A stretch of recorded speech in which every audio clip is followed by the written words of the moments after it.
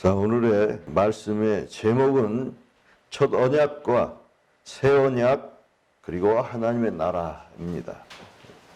여러분 중요하게 여기시는 것이 뭡니까? 가장 귀하게 여기는 것이 또 뭡니까? 여러 가지 있겠지만 사실은 약속이 그렇게 중요한 겁니다. 왜냐하면 하나님께서 세상을 창조하시고 주관하시고 심판하시는 데 있어서 세상 모두가 다 약속으로 다 돼 있어요. 여러분 하나님의 말씀은 진리입니다.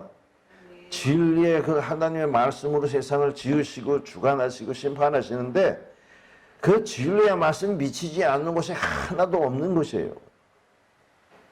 여러분 세상에 모든 이 무생물이나 생물이나 사람이나 다 하나님의 약속 안에 들어있다라는 사실이에요. 약속을 지키지 않으면 어떻게 되겠습니까, 여러분? 해와 달의 약속을 지키지 않으면 이거 엄청난 일이죠. 네.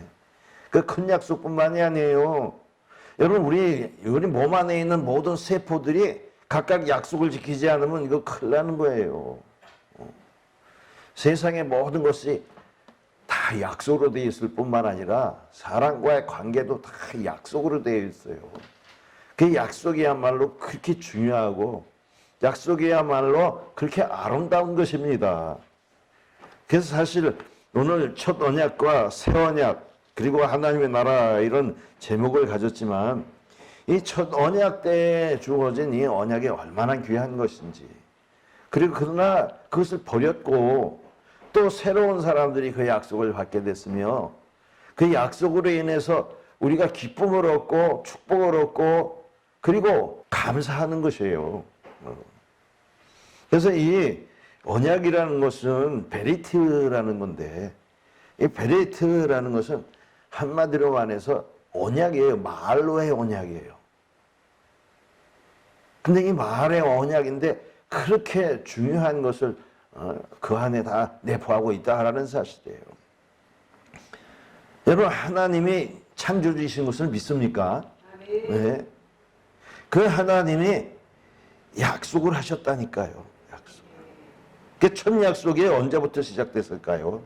물론 때에 따라서 하나님이 사람들에게 개인적으로도 약속을 하셨지만 이 첫 번째 약속은 어떤 약속이냐면 하나님이 왕이 되시고 그 모든 사람들이 백성이 된 것이며 또 하나님의 법을 주신다는 거예요. 이건 나라의 약속인 것입니다. 많은 사람들이 언약에 대해서 말을 하지만 그 언약의 중심에 뭐가 있냐면 하나님은 왕 되시고 사람들은 그 백성이 되며 그 주권인 법을 지켜야 된다는 이 사실을 강조하고 있어요. 여러분 이 출애굽기 19장서부터 쭉 약속이 나오는데 그 애굽 땅을 떠난 지 3개월 되던 그 이스라엘 민족들이 시내강에 이르렀을 때 산에서 모세를 불러서 말씀하시기를 자 내가 너희와 약속을 하겠다 하시면서 그 19장 5절에 보면 세계가 다 내게 속하였나니 너희가 내 말을 잘 듣고 내 언약을 지키면 너희는 모든 민족 중에서 내 소유가 되겠고 내가 네게 대하여 제사장의 나라가 되며 거룩한 백성이 되리라. 너는 이 말을 이스라엘 자손에게 전할지니라. 그렇게 7절에 모세가 내려와서 백성의 장로들을 불러서 명령하신 그 말씀을 모든 백성들 앞에 진술하니까 백성들이 일제히 응답하여서 명령하신 대로 우리가 다 행하겠나이다 그랬어요. 여러분 이 서로 쌍방간에 약속이 생겨난 거예요. 그래서 이 출애굽기 24장에 보면 모세가 이 짐승을 잡아서 그 피를 뿌리되 제단에다 그 반을 뿌리고 그걸 양푼으로 나눠서 또 백성들에게 피를 뿌렸어요. 이게 무슨 얘기냐면 피의 약속이라는 거예요, 여러분. 피의 약속. 여러분 이것은 어떤 약속이냐면 하나님이 왕이 되셔서 그 백성들을 위해서 모든 것을 책임지겠다 하시는 거예요. 너가 내 법을과 명령과 그 모든 계명을 지키면 내가 너희를 축복하고 보호하고 그리고 이 세상에서 가장 행복한 자들로 만들어주겠다 하는 약속인 것입니다. 그래서 그들이 피를 뿌리는 약속이에요, 여러분. 여러분, 이 카라트라는 말이 있어요. 맺는다 그러잖아요. 약속을 맺는다 그랬는데 원래는 맺는 게 아니라 자른다예요, 여러분. 원래 히브리적인 이것은. 그 무슨 얘기냐면 이 짐승의 이 죽음을 통해서 자르면서 거기서 약속이 이루어지는 거예요. 약속을 안 이루면 어떻게 된다? 이것처럼 죽는다라는 거예요. 여러분, 그래서 하나님을 섬기는 것, 하나님의 백성이 된 것, 이것은 엄청난 축복인 것입니다. 사람들이 우상 숭배를 하지 않습니까? 뭐 신령한 것이 있으면 모셔가지고 그 은혜와 축복을 받겠다 하잖아요. 요즘에도 사람들이 뭐 장사가 안 된다 그러면 뭐 거북이 형상을 만들어다가 모셔놓고 거북이 복 주나요? 주겠죠. 그러나 만군의 여호와 하나님만큼 세상을 창조하신 하나님만큼 복을 주시겠습니까? 그래서 이 십계명을 주셔가지고 너 나 외에 다른 신을 섬기지 마라 하신 거예요. 그래서 이스라엘 백성에게 주어진 것이 뭐냐면 나는 너의 왕이 되고 그리고 돌판에 십계명을 적어 주시고 또 모세 오경을 통해서 613가지의 율법을 주심으로써 그게 완성이 되는데 그 땅이 있어야 되잖아요.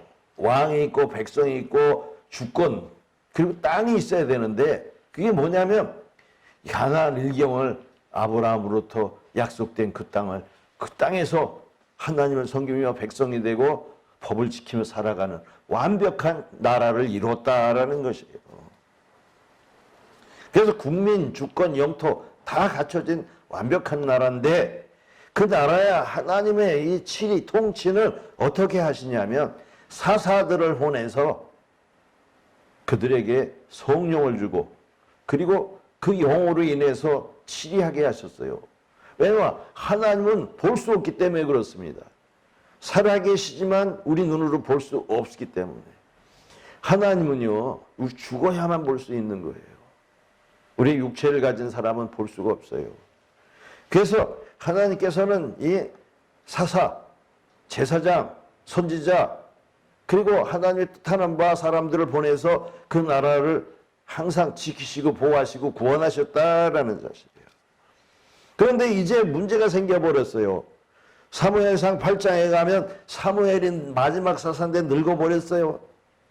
그 늙은 사사의 두 아들은 그 사무엘과 같지 아니하고 그야말로 사사로서의 자격을 얻기 때문에 장로들이 나와서 당신은 늙었고 당신의 두 아들은 이제 사사로에 감이 안 됩니다 하면서 우리도 다른 나라들처럼 왕을 주시옵소서 그랬단 말이에요.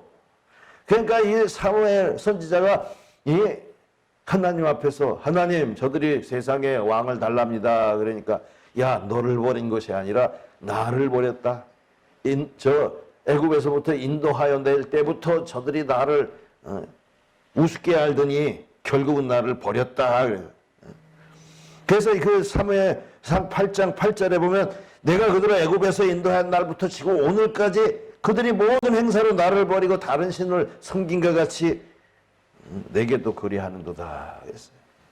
여러분 하나님의 언약을 깨트려 버린 거예요. 하나님의 왕이신 하나님을 필요 없고 사람이 왕 되기를 한 거예요. 그때서부터 벌써 사람들은 약속을 깨고 있는 거예요.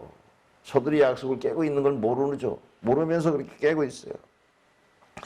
그러니까 하나님께서 사무엘에게 그들을 다스릴 왕의 제도를 가르치고 그것을 허락하라 이러셨어요. 그래서 초대왕 사울이 왕이 되었어도 그가 어쩌습니까? 하나님의 말씀에 불순종함으로 왕이 폐위가 되고 다윗이 제2대 왕이 되었어도 그는 어떻습니까? 그는 왕이었지만 하나님의 왕이신 것을 항상 고백하고 하나님을 왕으로 항상 모셨다라는 사실이에요. 그래서 하나님이 기뻐하시고 그를 축복하신 거예요. 그래서 다윗에게 또한 약속을 하셨어요. 언제 약속을 하면 사무엘하 7장에 보면은 왕이 모든 이 정치적으로 군사적으로 이 나라를 평안하게 한 다음에 자기의 궁을 백향목궁을 지었을 때 자기 하나님을 보니까 성막에 사시는 걸 보고 아이고 하나님의 성전을 내가 지어드려야겠다 하니까 하나님께서 감동하셔가지고 그에게 내가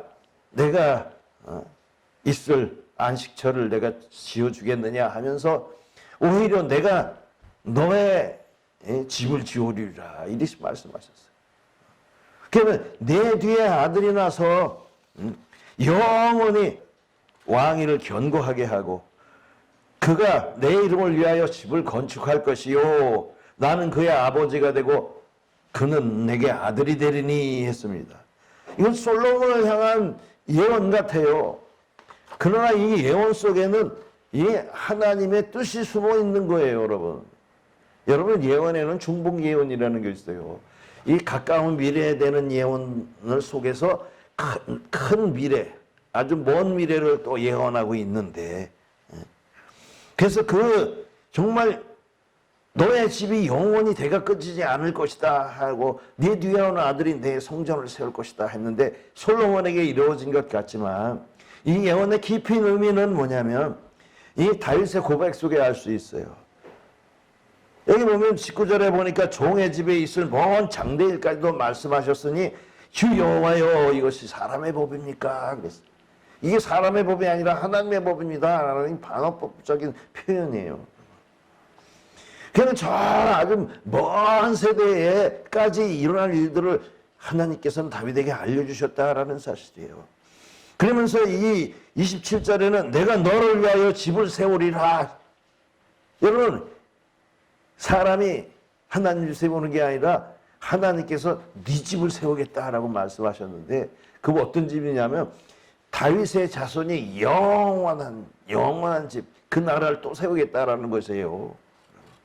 그게 바로 알지 못하는 나라예요. 이사야서 55장 3절과 5절에 보면은 너희는 귀를 기울이고 내게 나와 들으라. 그리하면 너희 영원히 살리라. 내가 너희를 위하여 영원한 언약을 맺으리니 곧 다윗에게 허락한 확실한 은혜니라. 5절에 내가 알지 못하는 나라를 내가 부를 것이며 너를 알지 못하는 나라가 내게 달려올 것은 여호와 내 하나님 곧 이스라엘의 거룩하신 이로 말미암음이라. 이는 그가 너희를 영화롭게 하였느니라. 다윗에게 허락한 확실한 은혜에 영원한 언약이 어떤 거냐면 네가 알지 못하는 나라가 올 것이고 또 알지 못하는 나라가 너를 부를 것이다 그랬어요. 이게 뭡니까? 예수 그리스도로 말미암아 되어질 그 새하늘과 새 땅의 약속이고 영원한 생명의 약속인 것입니다.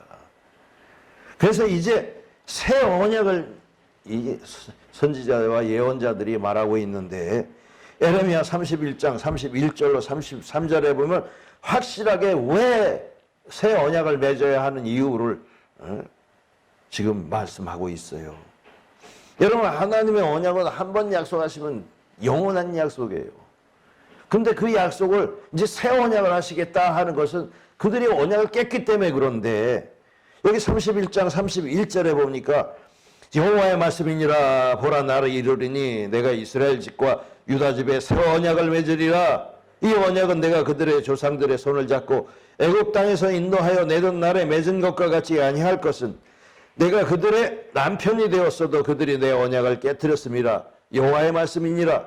그러나 그날 후에 내가 이스라엘 집과 맺을 언약은 이러하니 곧 내가 나의 법을 그들의 속에 두며 그들의 마음에 기록하여 나는 그들의 하나님이 되고 그들은 내 백성이 될 것이라. 여호와의 말씀이니라.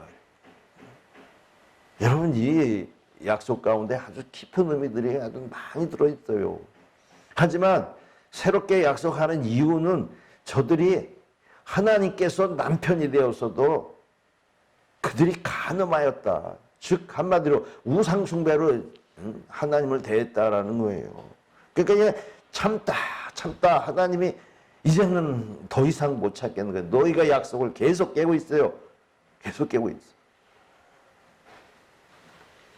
그래서 새로운 언약을 세우는데 그 새로운 언약이라는 것이 뭐냐면 바로 이 율법이 돌판에 그리고 양피지에 쓰였던 이 율법이 사람의 안에다가 쓰겠다라고 하셨어요.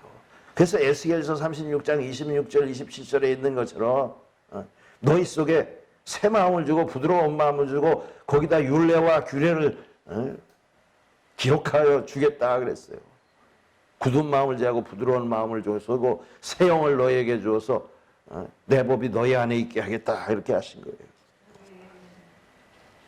그래서 새 언약이 이루어지는 때가 언제인가 예언되어 있는데 다니엘서 2장에 보면은 이 바벨론 왕 느부갓네살이 꿈을 꿨어요.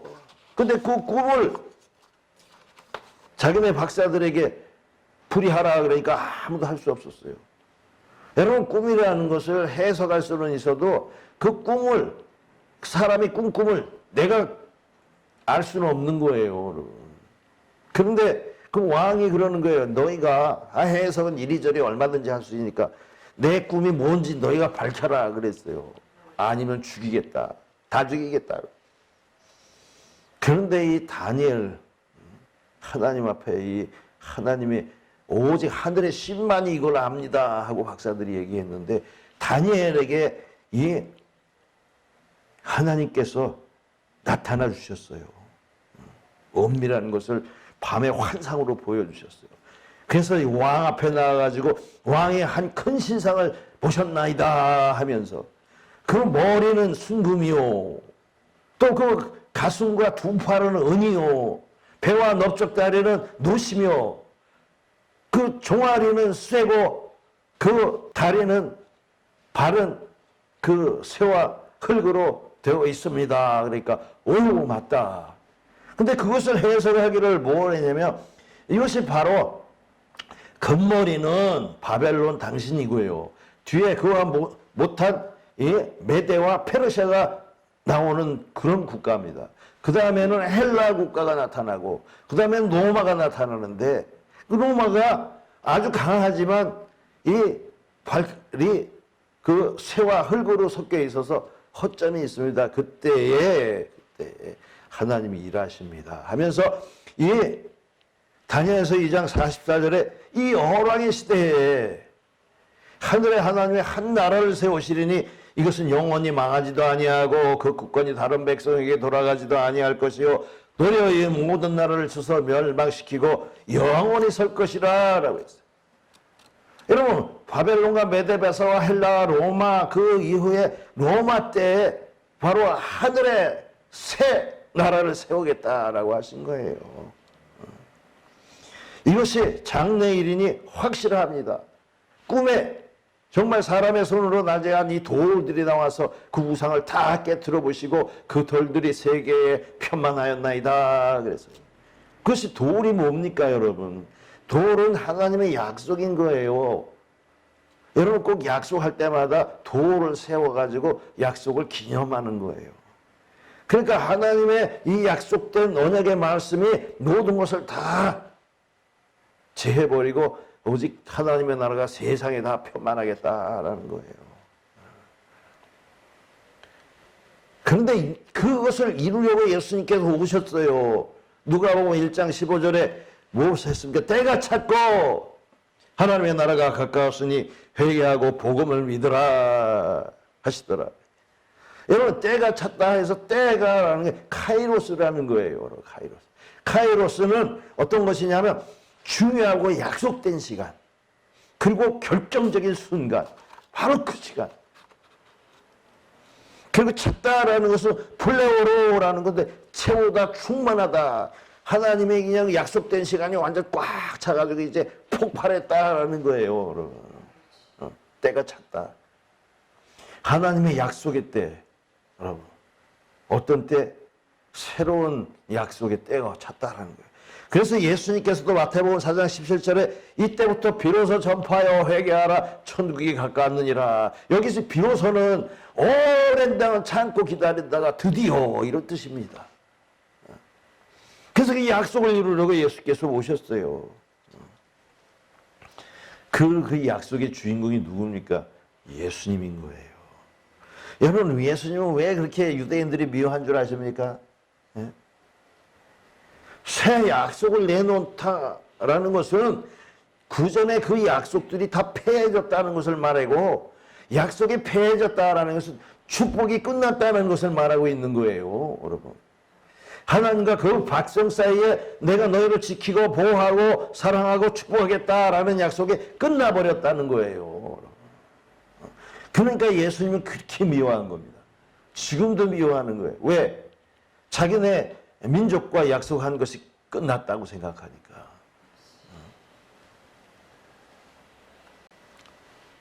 여러분 당연히 미워해야겠죠. 왜? 여러분 하나님과 약속 안에 있는 건 축복이고 밖에 있는 건 저주예요. 그래서 이 첫 언약과 새 언약의 경계가 어디쯤일까? 언제서부터일까? 물론 예수님께서 왕으로 오셨어요. 그래서 동방박사들이 예수님의 벼를 보고 찾아와가지고 유대인의 왕으로 나신 이가 어디 계시뇨 하고 물었잖아요.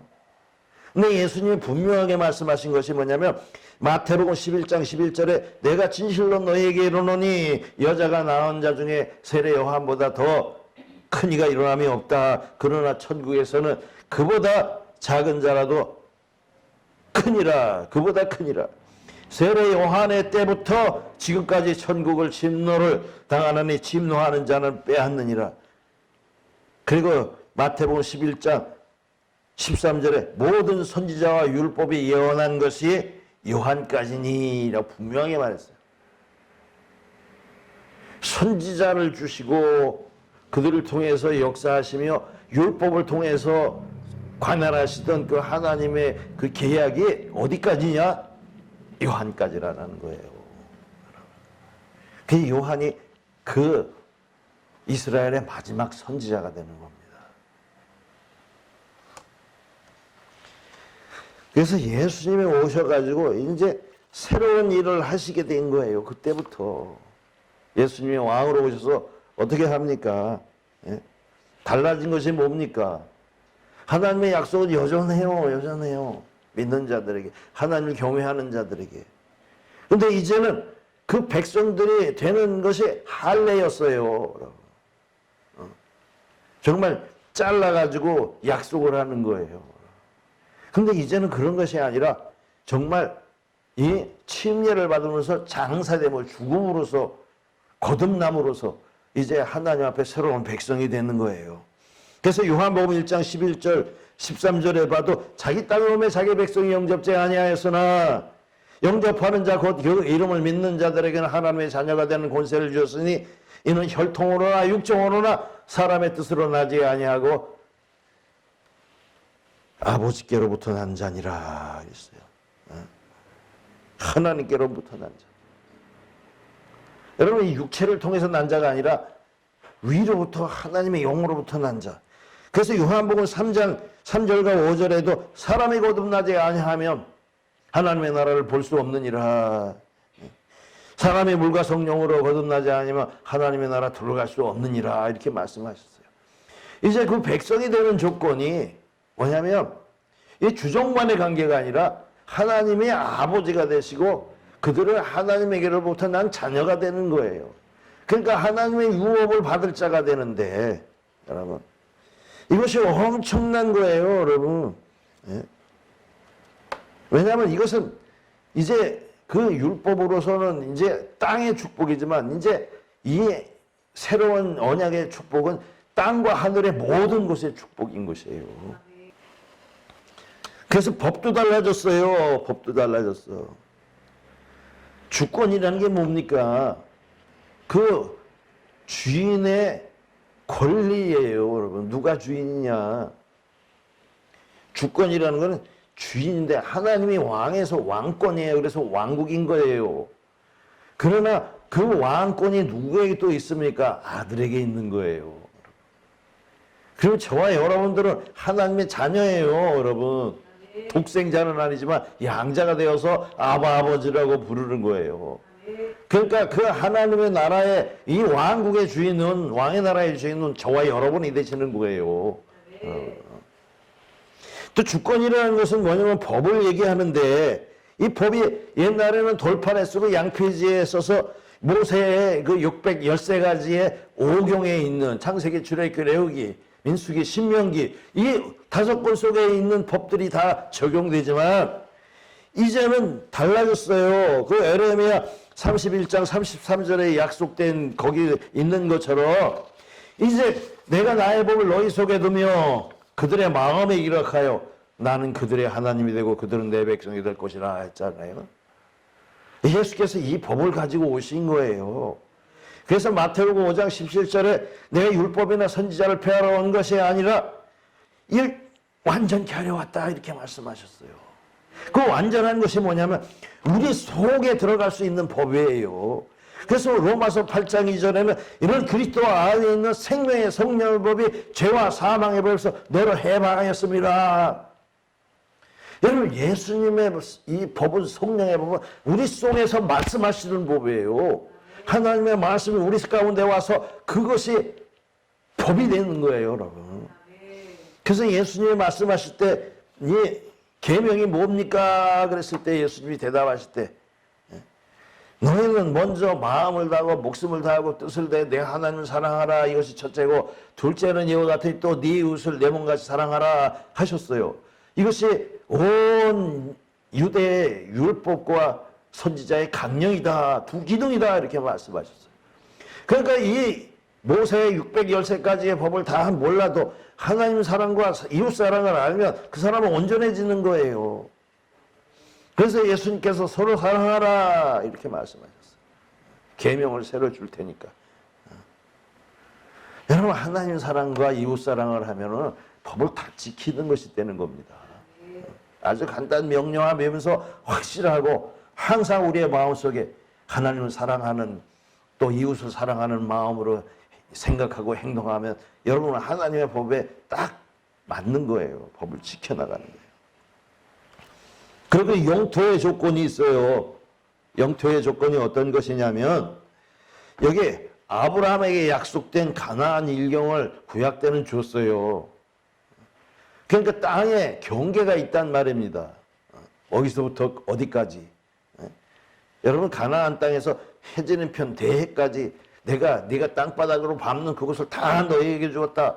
너희 역량에 있는 대로 거기서 차지하고 거기를 다 너의 경계로 삼아라 이렇게 하셨어요. 그러니까 온 땅을 다 지배하고 이방 족속들을 쳐부시고 그 안에서 자기 나라를 세웠지 않습니까? 그 다윗 때가 그 아주 확장성이 많은 시대였고 모든 나라들이 이스라엘에게 다윗 왕에게 조공을 드렸어요. 이제는 그런 땅의 약속이 아닌 거예요, 여러분. 왜? 하나님의 진정한 약속은 하나님의 왕국 되신 약속은 이제는 보이는 그런 나라가 아니라 보이지 않는 나라인 것이에요. 그 누가복음 17장 20절에 보니까 바리새인들이 하나님의 나라가 어느 때 임하나이까 묻거늘 예수께서 대답하여 이르시되 하나님의 나라는 볼 수 있게 임하는 것이 아니라 또 여기 있다 저기 있다 못하리니 하나님의 나라는 너희 안에 있느니라 라고 말씀하셨어요. 여러분 이 새로운 나라는 볼 수 있는 게 아니에요. 예수님께서 계속해서 말씀하실 때마다 하나님의 나라 왕국을 말씀하시니까 왕국이 왔다. 또 올 것이다. 이렇게 말씀하시니까 그들이 어디 있습니까? 도대체 보이지가 않습니다. 이러는 거예요. 언제 임하냐고. 아니 이미 있어요. 근데 못 보는 거예요. 누가 내 종처럼 귀모 어리고 장님이겠느냐라고 말씀하신 거예요. 보기는 보아도 보지 못하고 듣기는 들어도 듣지 못하고 하나님의 나라가 있는데 여러분 하나님의 나라는요 비밀인 거예요. 그래서 예수님이 그 마태복음 13장에 쭉 말씀하실 때 자 35절에 이는 선지자를 통하여 말씀하신 바 내가 입을 열어 비유로 말하고 창세부터 감추인 것을 드러내려 함이라 이루려 하심이라. 그 감추인 것들을 드러내는데 돼지나 개에게는 주지 않는다라는 거예요, 여러분. 온전히 하나님의 뜻에 합한 자들만 그것을 깨달아 알 수가 있는 거예요. 그 제자들이 왜 비유로 말씀하십니까? 그럴 때 너희는 듣게 하고 저들은 듣지 못하게 하려 함이라 말씀하셨어요. 왜냐하면 이게 마태복음 13장 14절에도 이사야의 예언이 너희는 듣기는 들어도 깨닫지 못할 것이요 보기는 보아도 알지 못하리라. 그러나 너희 눈은 봄으로 너희 귀는 들음으로 복이 있도다 라고 하셨어요. 참 제자들은 보고 듣는다니까요. 여러분. 그래서 예수님께서 씨 뿌리는 비유를 들으라 그래요. 천국 말씀을 듣고 깨닫지 못할 때는 악한 자가 그 마음에 뿌린 엿을 빼앗나니 이런 길가에 뿌린 자요. 그렇게 하나님의 말씀을 보고 또 봐도 말씀을 제대로 받아들이지 않았기 때문에 거기 천국이 나타나지 않는 거예요, 여러분. 아십니까? 하나님을 진정 사랑하고 하나님의 뜻에 합당한 자만 그 나라를 발견할 수가 있어요. 그러니까 이 마태복음 13장 44절에 천국은 마치 밭에 감추인 붕어와 같은 이를 발견한 후 숨겨두고 기뻐하여 돌아가서 자기 소유를 다 팔아 그 밭을 샀느니라. 네. 여러분, 이 천국이라는 것은 감춰진 거예요. 그러나 이걸 발견한 사람은 자기 소유보다 더 큰 이 귀한 것을 바꾸는 거예요. 소유를 팔아서. 제자들이 바로 그랬어요. 자기 배를 버리고 부모를 버리고 떠났어요. 뭐 때문에? 하나님의 나라 때문에. 천국 때문에. 근데 이것을 뭘로 볼 수 있느냐? 볼 수 있는 거예요. 왜? 하나님이 완전히 안 보여주시는 게 아니라 볼 수 있어요. 그게 보면 바로 믿음으로 보는 거예요. 그래서 시브리서 11장 1절 2절에 보면 믿음은 바라는 것들의 실상이요 보지 못하는 것들의 증거니 선진들이 이로써 증거를 얻었느니라 말씀하셨어요.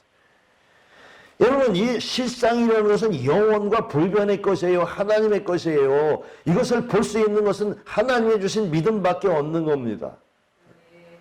그래서 이 베드로가 주는 그리스도시요 살아계신 하나님의 아들입니다 하고 고백했을 때 시몬아 내가 복되도다. 이것을 알게 하는 이는 혈육이 아니라 하늘에 계신 내 아버지시니라 말씀하셨어요.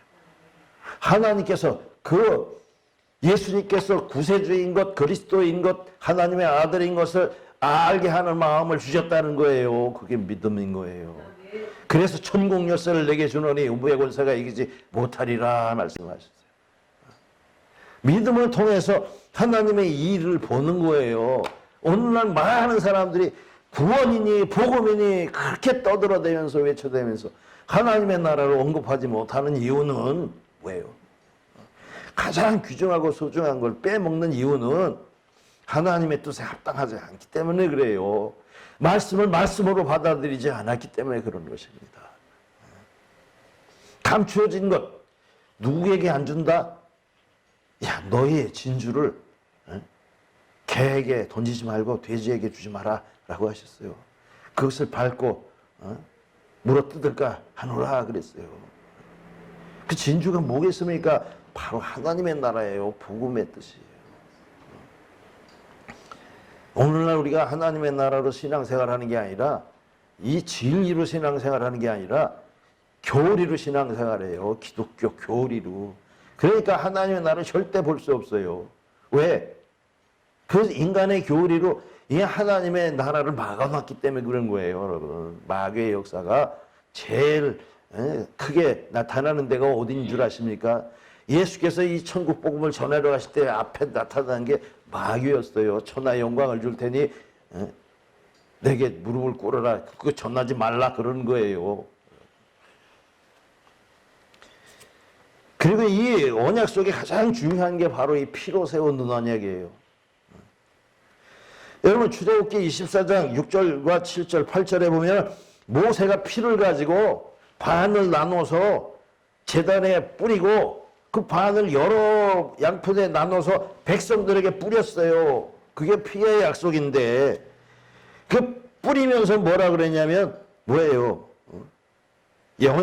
언약서를 낭독하고 듣게 하고 그들이 우리가 준행하리다 하니까 피를 가지고 백성에게 뿌리면서 이는 여호와께서 이 모든 말씀에 대하여 이와 세우신 언약의 피니라.